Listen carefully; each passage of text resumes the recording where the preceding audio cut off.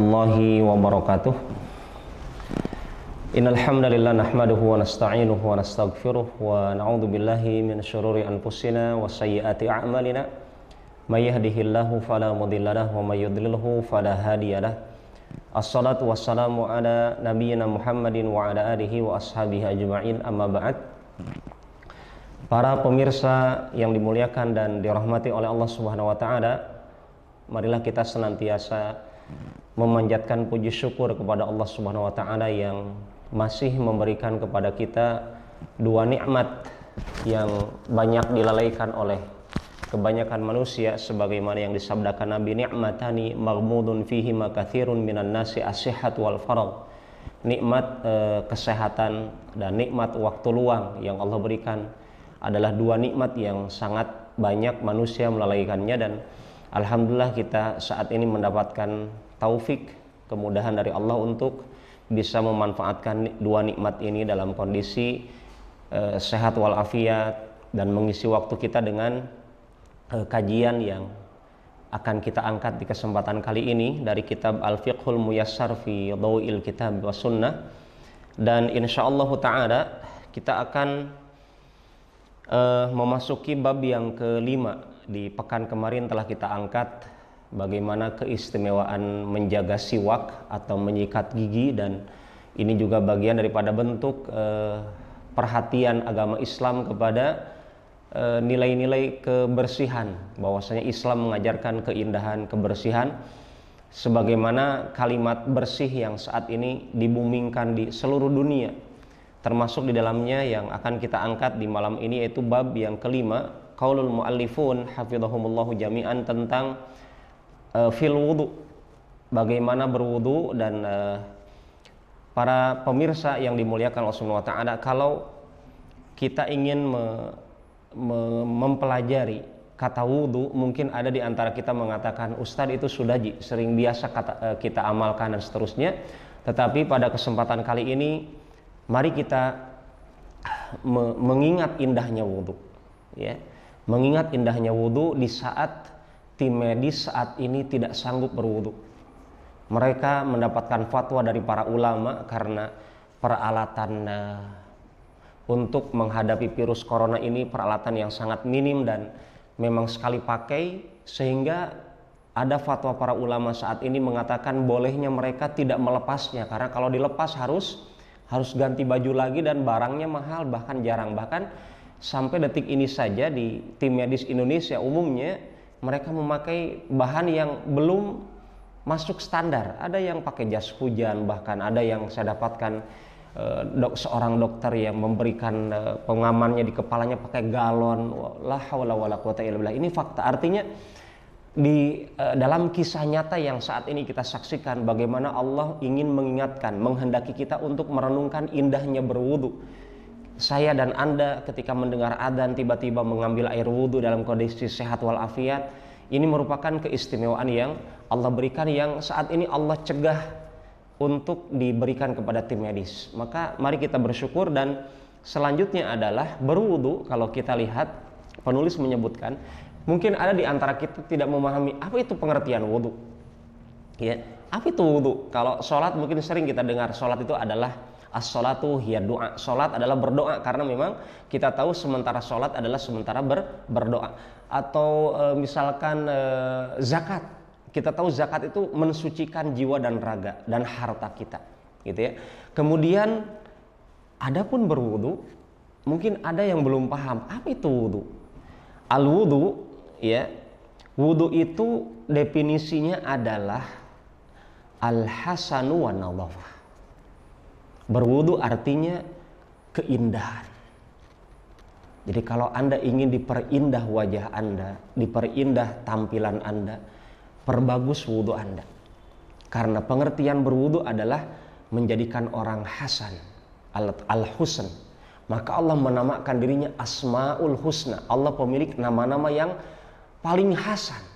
Jadi kata-kata hasan itu Allah sematkan kepada sifat dari nama-namanya yang maha indah. Al-Hasan itu adalah yang maha indah. Al-Asmaul Husna, nama-nama yang maha indah. Artinya orang berwudu Mesti ada niat ketika dia berwudu untuk memperindah, mempercantik dirinya di hadapan Allah, mempertampan perilakunya di hadapan Allah Subhanahu wa taala. Apalagi dia tahu orang berwudu itu untuk apa?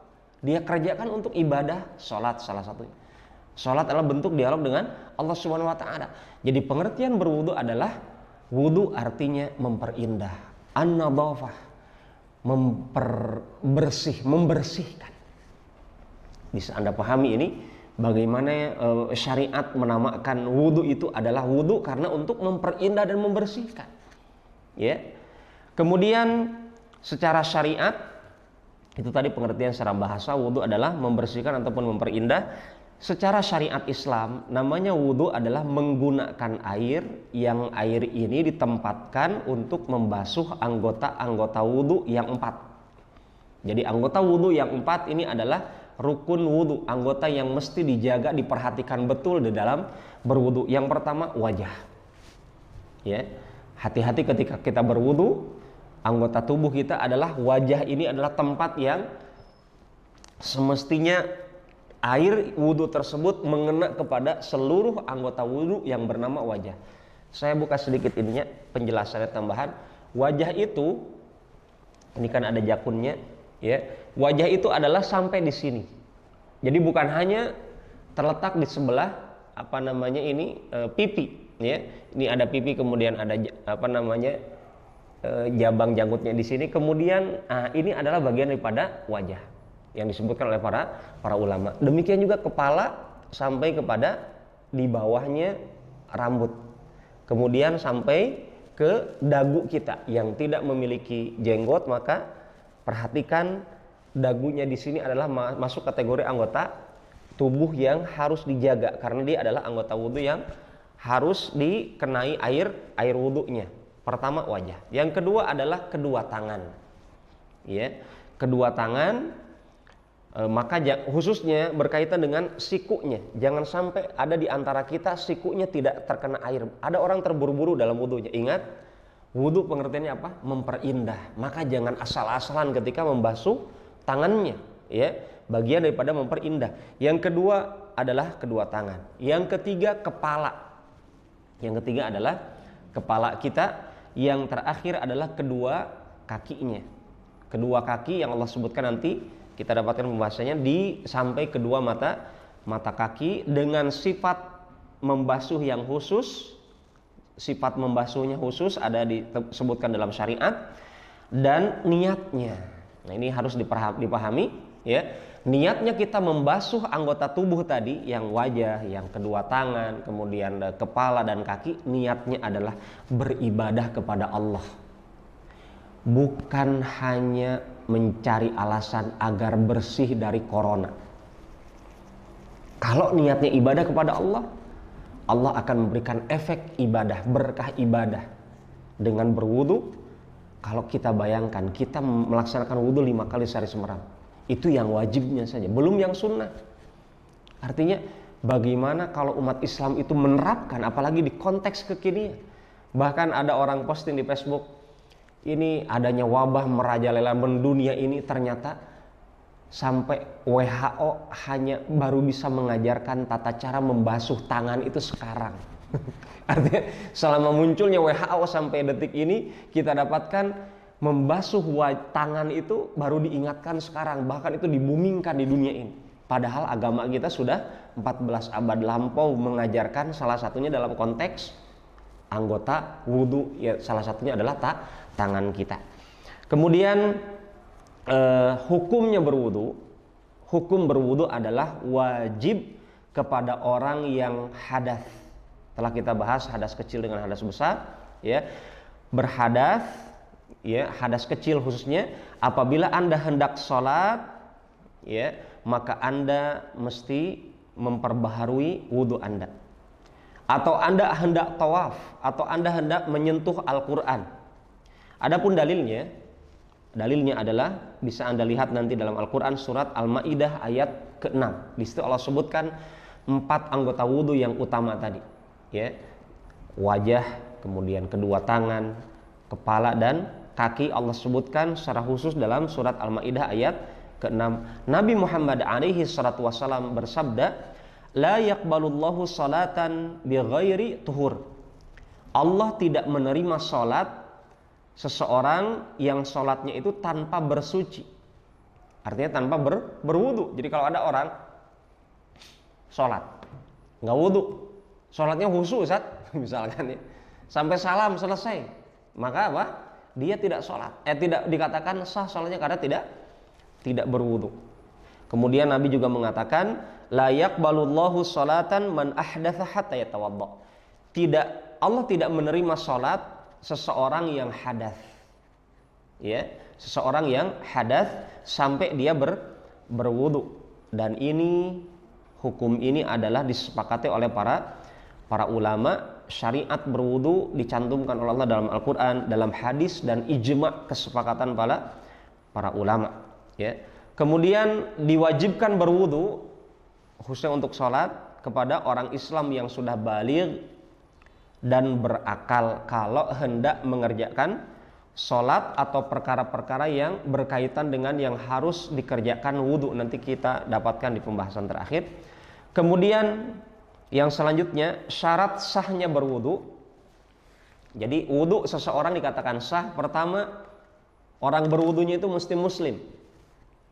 Artinya kalau ada orang kafir, Ustaz ada orang kafir pandai berwudu, kita katakan nggak sah. Kenapa? Karena orang kafir itu nggak bisa mensucikan anggota tubuhnya karena akidahnya najis. Allah katakan innamal musyrikuna najas. Orang musyrik, orang kafir najis akidahnya.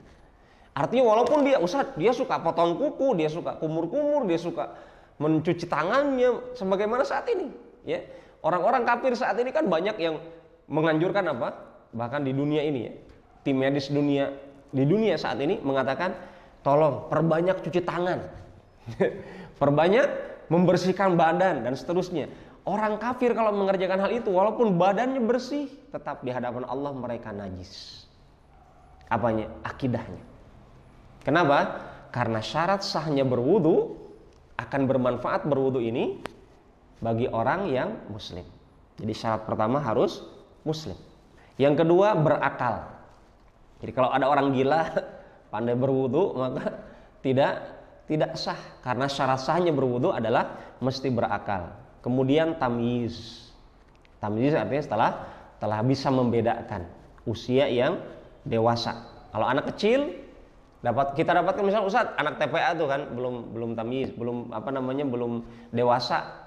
Anak-anak SD, anak-anak TK kita katakan kita ajarkan mereka, ya. Tetapi bagi mereka adalah bentuk pembinaan diri agar terbiasa dengan ibadah. Sebagaimana Nabi Muhammad SAW mengatakan, perintahkan anak-anak kecil kita di usia 7 tahun untuk sholat. Muru auladakum bis-sholah inda sab'in. Padahal usia 7 tahun ini adalah usia masih kecil, ya. Maka diajarkan dari usia 7 tahun untuk sholat. Nah, kita lihat ini, Nabi menganjurkan sholat usia 7 tahun. Ya, apa yang terjadi? Kalau sholat, anak kecil sholat harus apa dulu? Sama seperti anak besar, harus berwudu, gitu ya. Berarti apa? Tetap diajarkan dulu wudunya sebelum sholatnya, ya. Karena kuncinya sholat adalah berwudu. Jadi anak kecil seperti itu, ya. Kemudian yang kedua, yang selanjutnya adalah tadi Islam di sini dipoinkan dalam satu poin, Islam berakal dan tamyiz, sudah bisa membedakan, ya. Mana yang baik, mana yang buruk. Kemudian yang kedua adalah berniat. Nah ini pentingnya berwudu, tolong dihadirkan niat. Niat itu adalah, apa itu niat? Al-qasdu. Niat itu adalah keinginan hati. Jadi tidak perlu dilafadzkan. Karena memang sampai detik ini dan sampai kapanpun Nabi tidak pernah didapatkan dalam hadisnya menyebutkan niat itu dilafadzkan. Karena ada di antara kita, bahkan ada buku-bukunya dijual bahkan murah keliling itu, ya, buku tuntunan sholat, di situ ada wudu, gitu ya.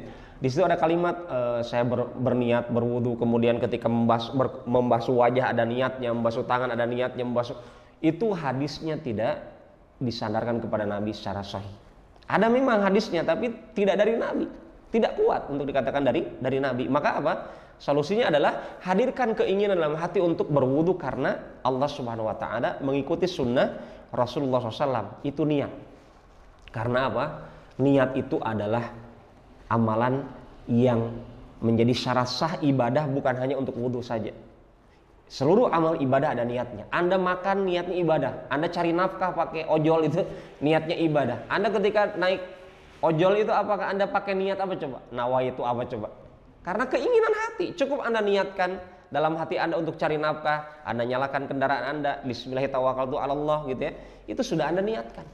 Ya, tanpa harus dilafatkan. Ini poin yang selanjutnya. Kemudian syarat sahnya berwudu adalah dengan air. Selama ada air, jangan pikirkan tayamum. Kecuali ada udzur seperti tadi tim medis. Tim medis itu air di rumah sakit Bahteramas, di rumah sakit Abu Nawas dan seterusnya ada air banyak, tapi mereka terhalang, ada udzur untuk tidak berwudu dengan air, maka baru tayamum. Tapi syarat sahnya berwudu hukum asalnya dengan mediasi air. Adapun orang sakit juga sama. Kalau masih mungkin dengan air, maka jangan pikirkan dulu tayamum. Tapi kalau kata dokter, Pak, kalau Bapak berwudu dengan air, Bapak akan lama sembuhnya. Ya, maka ketika itu kita dibolehkan untuk mengambil alih tayamum menggantikan air berwudu.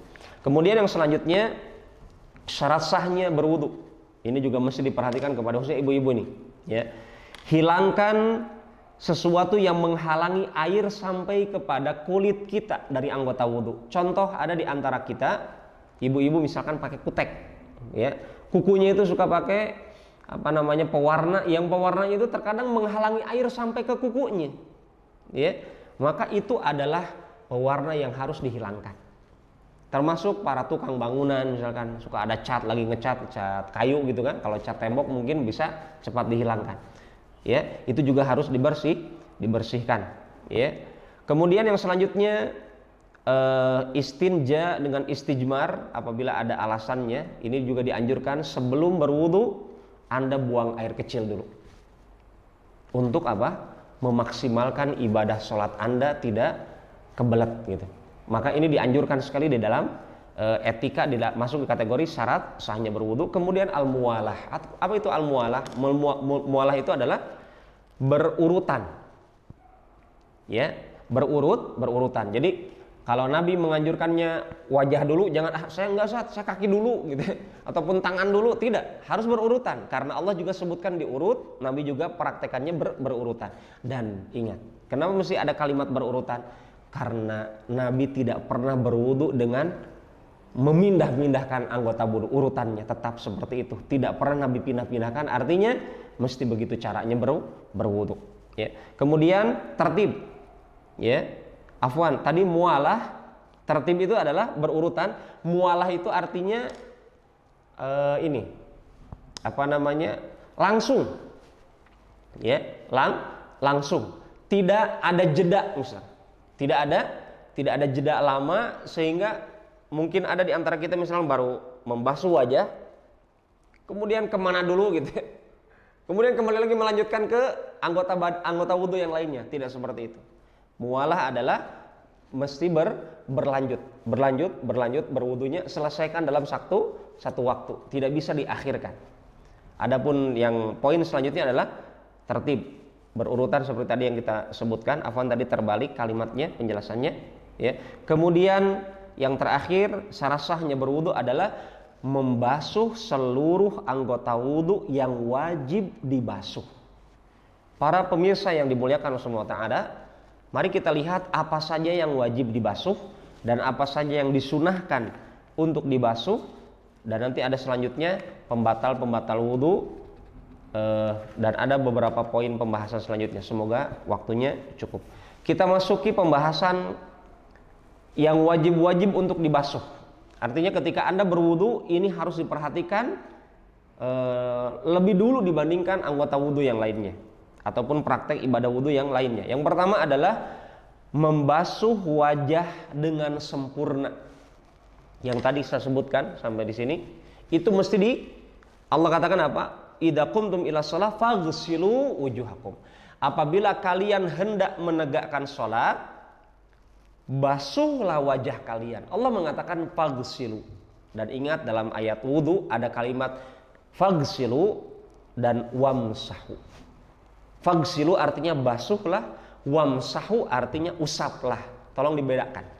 Allah memang membedakan dan kita juga prakteknya harus beda.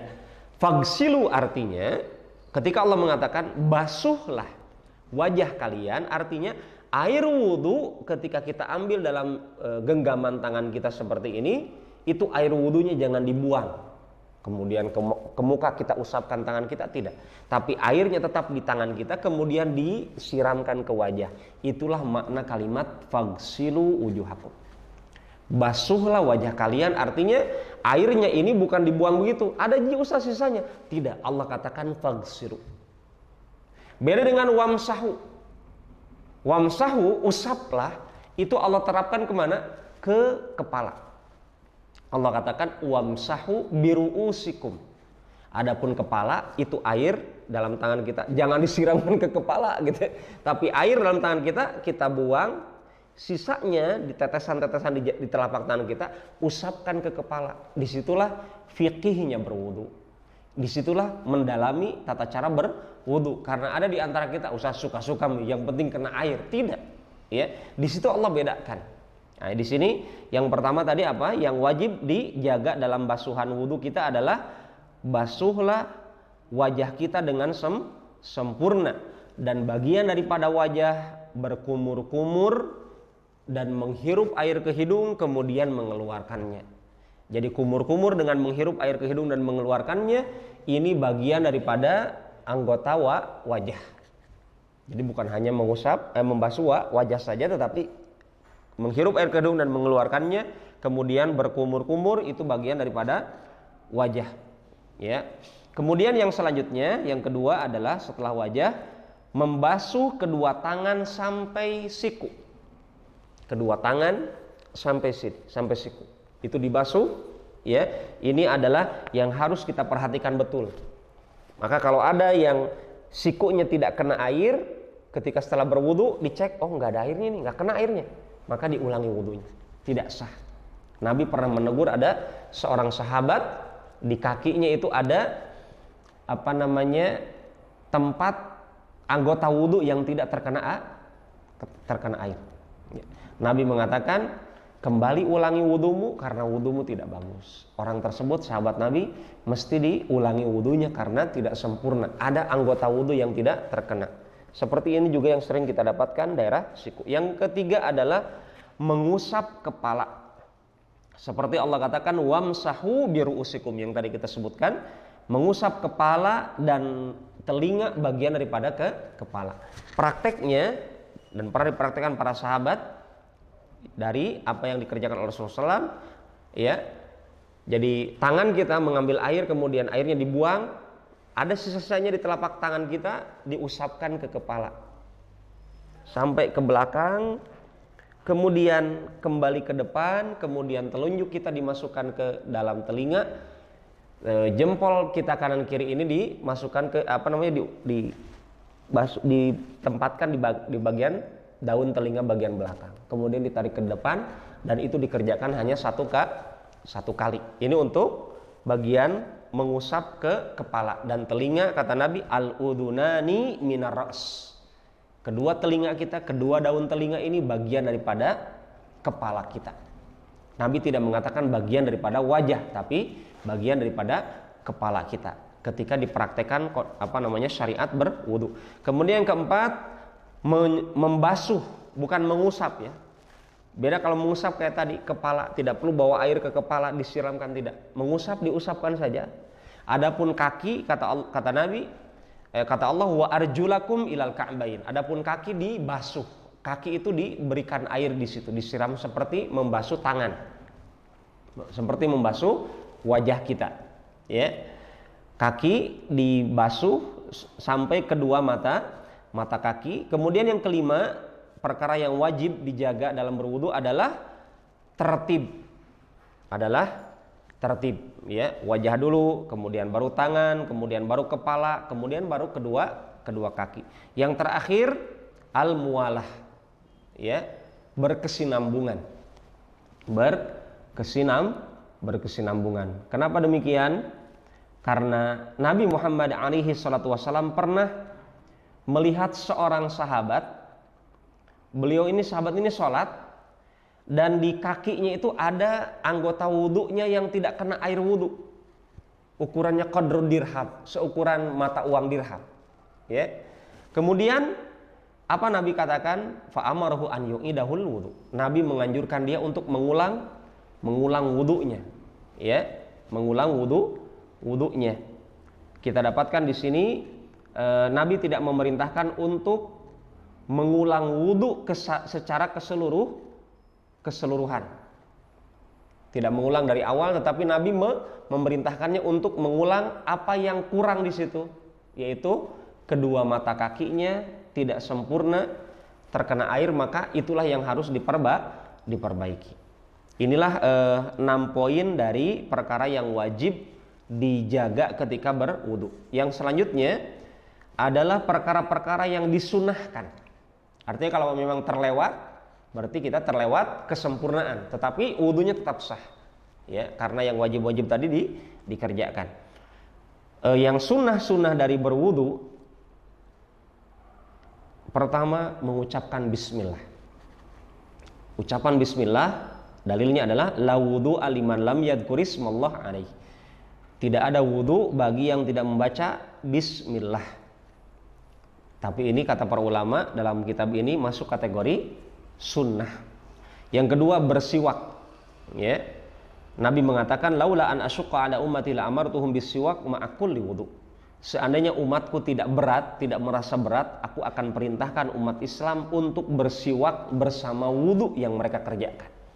Jadi bersiwak sebelum berwudu, siwak dulu gitu ya. Itu disunahkan.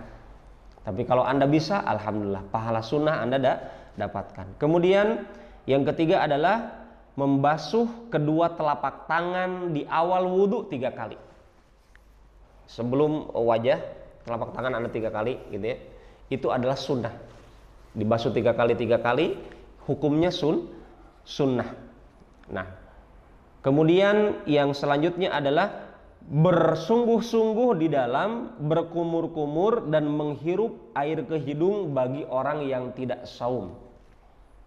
Bersungguh-sungguh menghirup air ke hidung. Nabi katakan wa baligh fil istinsyaq illa an takuna shaima. Bersungguh-sungguhlah kalian dalam menghirup air ke hidung kecuali dalam kondisi saum. Karena orang kalau sementara saum menghirup air ke hidung nanti apa? Akhirnya malah sampai ke tenggorokan, membatalkan saumnya. Maka tidak dianjurkan ketika Anda sedang saum untuk berlebihan di dalam menghirup air ke hidung. Tetapi di luar saum Anda dianjurkan, sangat dianjurkan, disunahkan untuk menghirup air ke hidung sehingga apa? Membersihkan hidung Anda. Ya. Kemudian ad-dalak wa tahlilul lihyah al-kathifah bil ma. Ad-dalak itu adalah seperti ini, Pak. Jadi ad-dalak adalah dibasuh seperti ini, ya. Sela-selanya kita dibersihkan, itu disunahkan.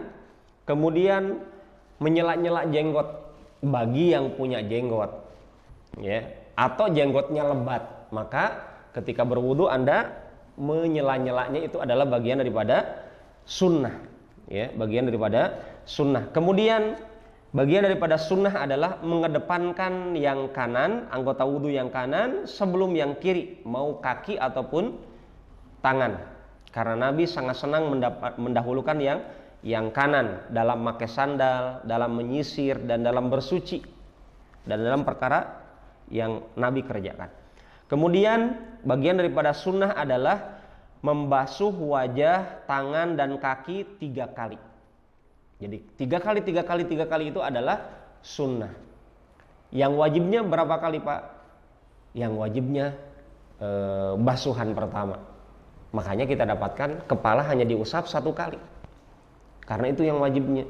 Adapun kepala khusus tidak boleh 2 kali, tidak boleh 3 kali. Adapun anggota wudu yang lainnya disunahkan membasuhnya 2 kali atau 3 kali. Jadi angka basuhan kedua dan ketiga hukumnya sunnah. Dan ingat, di antara keistimewaan, artinya jangan Anda remehkan, Ustaz cuma sunnah aja. Tidak, jangan kita remehkan. Kenapa? Anda tahu sholat sunnah rawatib antara sholat wajib setelah dan sebelum, tujuannya untuk apa? Menutupi kekurangan di dalam yang wajib. Anda tahu juga adanya saum sebelum Ramadan dan setelah Ramadan. Di bulan Sya'ban ini dianjurkan memperbanyak saum, dan setelah Ramadan di bulan Syawal juga ada ibadah saum sunnah untuk apa? Menutupi kekurangan di bulan suci Ramadan. Maka demikian juga adanya syariat berwudu. Kenapa mesti ada basuhan kedua, ketiga yang memang hukumnya sunnah untuk apa? Menutupi kekurangan di basuhan yang pertama. Kalau memang nggak sempurna maka disempurnakan dengan basuhan yang kedua dan yang ketiga. Kecuali, saya ulangi lagi, basuhan usapan untuk kepala hanya syariatnya satu kali saja. Kemudian yang selanjutnya, yang terakhir dari perkara sunnah adalah berzikir atau berdoa setelah berwudu. Tolong dipahami para jamaah, berwudu tadi kita dapatkan apa? Memperindah, membersihkan jiwa raga kita. Kenapa? Karena dalam berwudu diawali dengan bacaan bismillah. Berarti apa? Memperindah hati kita dengan meniatkan amal wudu ini untuk Allah. Berarti itu amalan hati di situ. Kemudian diakhiri dengan doa. Itu juga amalan membersihkan hati kita dari noda kemusyrikan. Karena doanya setelah berwudu, kata Nabi, barang siapa di antara kalian berwudu kemudian menyempurnakan wudunya, kemudian setelah berwudu dia berdoa. Ini doanya memang sunnah, tapi manfaatnya Masya Allah. Ashhadu an la ilaha illallah wahdahu la syarikalah wa ashhadu anna Muhammadan abduhu wa rasul. Anda setelah berwudu mengatakan, ya Allah, saya bersaksi tidak ada yang berhak disembah kecuali Engkau saja. Tidak ada sekutu bagimu ya Allah. Dan saya bersaksi bahwasanya Nabi Muhammad SAW hambamu ya Allah dan utusanmu. 2 kalimat syahadat dibaca setelah berwudu. Apa efeknya? Illa futihat lahu abwabul jannah atsamaniyah yadkhulu min ayyiha sya'. Setelah Anda berwudu dengan wudu yang sempurna, berdoa dengan doa tadi yang hukumnya sunnah, Masya Allah, pintu surga yang 8 semuanya dibukakan untuk Anda oleh Allah. Allah izinkan Anda memasuki pintu surga yang mana saja dari 8 pintu surga Anda pilih. Mau pintu salat, mau pintu sedekah, mau pintu saum, ya. Masya Allah. Ini adalah keutamaan berwudu, tapi syaratnya apa? Berwudu dengan yang dicontohkan oleh Rasulullah Shallallahu Alaihi Wasallam. Kemudian yang selanjutnya pembatal wudu. Kapan wudu dikatakan batal? Pertama, ada sesuatu yang keluar dari 2 lubang, yaitu air kencing dan buang air besar. Itu pembatal wudu. Atau ya, tidak mesti kencing, air mani, ya, otomatis Anda wudu keluar air mani batal. Bukan hanya kencing, ya. Atau madhi, air madhi. Air madhi itu adalah air yang Ali bin Abi Thalib pernah curhat kepada Rasulullah SAW. Ini rajulan maddaan. Aku ini orang yang suka dikit-dikit keluar air madhi. Air madhi adalah ada air yang keluar karena ada keinginan untuk ada pikiran-pikiran ke hal tersebut, hal seperti itu, ya. Kalau istilah orang Indonesia adalah 17 tahun ke atas gitu ya. Maka itu menjadi penyebab keluar madhi. Maka ini adalah membatalkan juga wudunya. Tapi bedanya air mani tidak najis, air madhi najis seperti air kencing. Tapi intinya pada pembahasan kita adalah yang keluar dari 2 jalur itu, ya. Kemudian darah haid. Anda juga tahu darah haid adalah keluarnya dari daerah dekat dengan lubang kemaluan. Kemudian ada angin. Jadi bukan hanya buang air besar, ada kentut, ya, buang angin. Ini juga pembatal wudu. Kemudian yang selanjutnya adalah keluar najis dari anggota badan. Keluarnya najis dari anggota badan. Ini juga masuk kategori pembatal wudu. Atau yang ketiga, hilangnya akal pikiran, ya, atau tertutupnya akal pikiran, atau tertidur lelap. Ini juga pembatal wudu. Kata Nabi, walakin min ghaid wa baulin wa naum. Wudu akan batal kalau Anda buang air kecil, buang air besar, atau Anda tertidur. Karena Nabi mengatakan al-ainu wika'us sah. Mata itu adalah pembuka lubang di bawah. Artinya kalau mata kita di sini, mata kita ini tertutup, maka lubang di bawah terbuka. Artinya sangat rentan orang tidur untuk buang angin. Maka jangan kaget, jangan heran kalau orang ketika tertidur suka buang angin. Ya kita katakan, Nabi sudah mengatakan, kalau mata yang di atas ini tertutup, maka otomatis sangat mudah mata di bagian bawah terbuka, gitu ya. Maka Anda dapatkan orang kalau sudah tidak punya nyawa, dimandikan jenazahnya, lubang duburnya itu terbuka. Dan itu sangat membantu orang memandikan jenazah orang tersebut. Kemudian yang keempat, menyentuh kemaluan tanpa penghalang, ini membatalkan wudu. Kemudian yang kelima, memakan daging unta. Ana tidak menyebutkan dalil-dalilnya, tetapi ada di sini disebutkan hadis-hadisnya sahih, ya. Memakan daging unta. Adapun jonga misalnya, ataupun ikan ataupun ayam tidak ada dalilnya. Adapun unta, dalil khusus dari Nabi Muhammad sallallahu alaihi wasallam. Dan ingat, hukum ibadah asalnya adalah ada dalil. Kita dapatkan karena Nabi menganjurkan seperti itu. Di zaman Nabi ada sapi, ada kambing, ada burung, tapi Nabi tidak menganjurkan untuk berwudu gara-gara makan daging selain unta. Adapun unta Nabi khususkan. Sama halnya kencing unta boleh diminum. Jangan dikiaskan dengan kencing Anda atau kencing sapi, ya. Kan sama-sama binatang, tidak. Ini ada dalilnya, ya. Kemudian pembatal wudu adalah murtad. Orang kalau murtad lagi berwudu misalnya, atau sudah berwudu orang tersebut murtad, maka menjadi pembatal. Selanjutnya para pemirsa yang dimuliakan oleh Allah Subhanahu wa taala, apa amalan yang menjadikan kita harus berwudu? Pertama, sholat tadi. Kalau Anda mau sholat harus berwudu.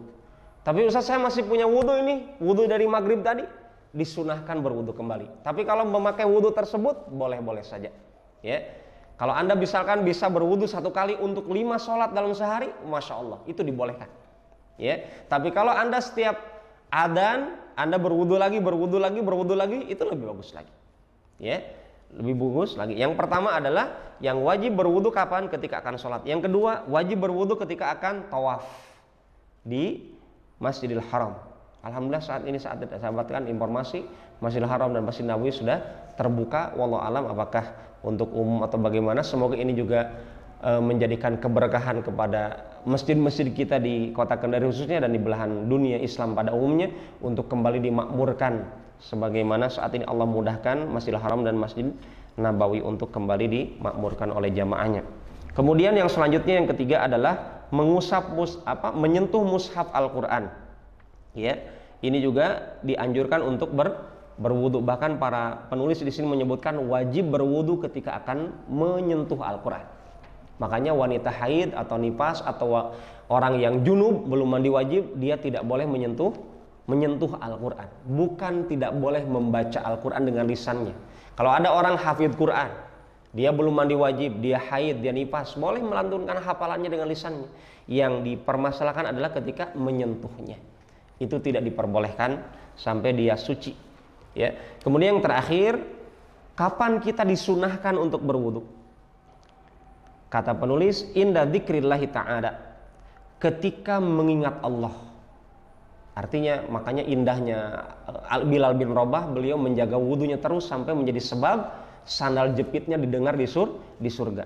Jadi disunahkan ketika Anda mengingat Allah, berzikir, itu dianjurkan dalam kondisi berwudu. Ini sunnah. Membaca Al-Quran, ketika akan baca Al-Quran Anda berwudu dulu, itu sunnah. Tapi menyentuh Al-Quran jangan dulu, sampai Anda berwudu, itu wajib. Di sini para ulama bedakannya. Kemudian yang kedua, kapan wudu disunahkan? Ketika datang waktu sholat padahal Anda belum batal, maka disunahkan berwudu. Kemudian yang ketiga, disunahkan berwudu untuk orang junub ketika akan mengulang hubungan intim. Kita tahu ketika seseorang ingin berhubungan intim dengan pasangannya, baru 1 kali sudah selesai misalkan, kemudian ingin lagi gitu ya, qadarullah, maka yang keduanya itu, sebelum Anda mengerjakan yang kedua, Anda dianjurkan dulu berwudu dulu. Ustaz, saya belum mandi wajib, nggak masalah, berwudu saja, itu sunnah. Untuk apa? Agar memberikan semangat baru lagi, karena dengan berwudu jadi tambah fresh dan itu membantu Anda, dan ini disunahkan. Kemudian yang keempat, berwudu sebelum mandi junub. Di dalam mandi junub kita tahu ada ibadah berwudunya. Nah, wudu dalam mandi junub hukumnya sunnah. Maka mandi junub tanpa berwudu pun tidak masalah. Tapi kalau berwudu maka disunahkan. Yang kelima adalah ketika akan tidur. Ketika akan tidur dianjurkan untuk berwudu. Seperti malam ini nih, kita ingin tidur, diusahakan sebisa mungkin kita berwudu. Karena apa? Dengan sebab wudu tersebut, malaikat akan ditugaskan oleh Allah untuk menjaga diri kita. Ingat, menjaga diri kita. Apalagi saat ini kita ingin tidurnya nyenyak, nyaman, tenang, selamat dari virus corona dan bahaya yang lainnya. Maka mari kita biasakan sebelum tidur untuk menganjurkan diri kita, anak kita, istri kita, keluarga kita dengan berwudu. Demikian apa yang dapat kita bahas secara singkat dalam kajian fikih Al-Muyassar ini. Semoga Allah berikan kemudahan kepada kita untuk menjalankan ilmunya dan memberikan taufik kepada kita untuk menyebarkannya. Demikian, subhanakallahumma rabbana bihamdik asyhadu an la ilaha illa anta astaghfiruka wa atubu ilaik. Walhamdulillahirabbil alamin. Assalamualaikum warahmatullahi wabarakatuh.